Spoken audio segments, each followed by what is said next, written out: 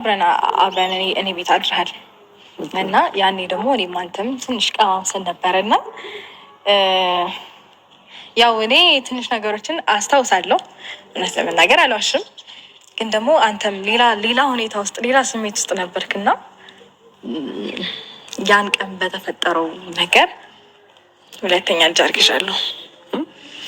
ምን አስደነገጠክ አብርሽን? ወንዶች እኮ ማለት እኮ አብራችሁ ተኝታችሁ አድራችሁ ስሜታችሁን እስከሚበቃችሁ አድርጋችሁ ስሜታችሁን አጣጥማችሁ ውጣችሁ ሴቷ አርግዣለሁ ስትላችሁ ድንግጥ የምትሉት ነገርስ?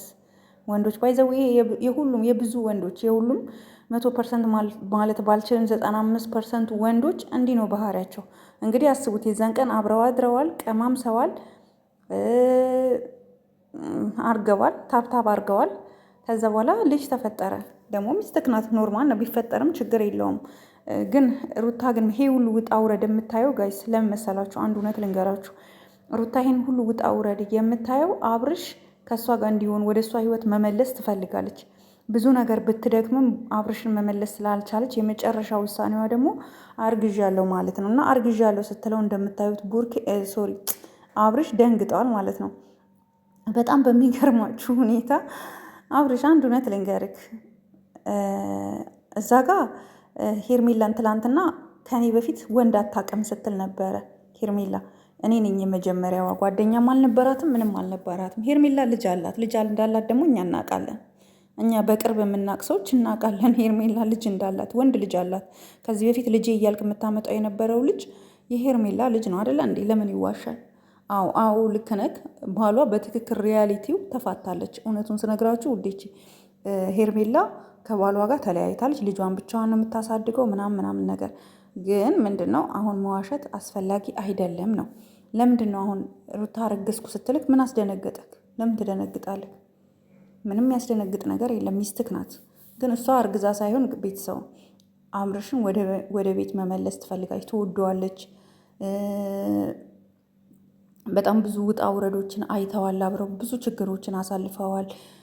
ሩታን እንዴት ሆኖ አብርሽ እንዳገኛት እስኪ ወደኋላ የመጀመሪያ ቪዲዮቸውን የምታውቁ ሰዎች ካላችሁ ይህን ቪዲዮ ላይክ አድርጉት። በቃ የምታውቁ ሰዎች በላይካችሁ መጠን ነው የማውቀው። ብዙ ላይክ ካለው ብዙ ሰው አብርሽና ሩታ ወደ ሚዲያ ሲመጡ የሚያውቅ ሰው ካለ ላይክ አድርጉ። በቃ ይሄን ነው ማወቅ የምፈልገው። እንዴት ሆኖ ስንት ስቃይ፣ ስንት መከራ፣ ብዙ ውጣ ውረዶችን እያዩ እያለፉ የመጡ ናቸው። እያዩም እያለፉ የመጡ ናቸው። እና በሚገርም ሁኔታ ዛሬ ግን አርግዣለሁ ስትለው ምንም ልክ በቃ አለ አይደለ? እንደ ሚስቱ እንኳን አይደለም። ድንግጥ አለ። በጣም ክው አለ። እንድታረግዝብህ ካልፈለግ ሄደክ ለምን ተኛ ከሷ ጋር? እንድታረግዝብህ ካልፈለግ አንተ ለምን የወሊድ መቆጣጠሪያ አትወስድም? እንድታረግዝብህ ካልፈለግ አንተ ለምን እቃክ ላይ ካልሲ አታረግም? ካልሲ ጓንት ለምን አታረግም?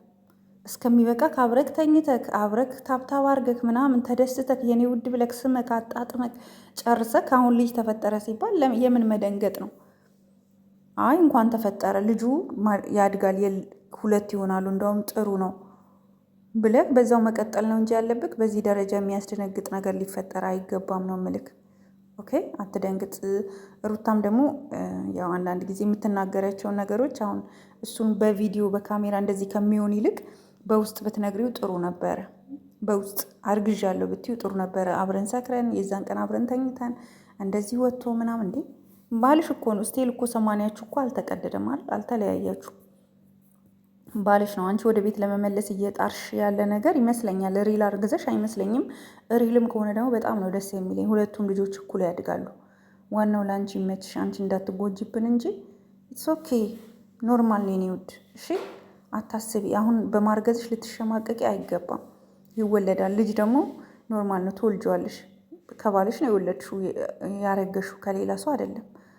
ግን አብርሽ በጣም ከባድ ሰው ነው ጋይስ። አሁን ልዩ ራሱ ከወለደች በኋላ ዲኤንኤ መርመር ማለቱ አይቀርም።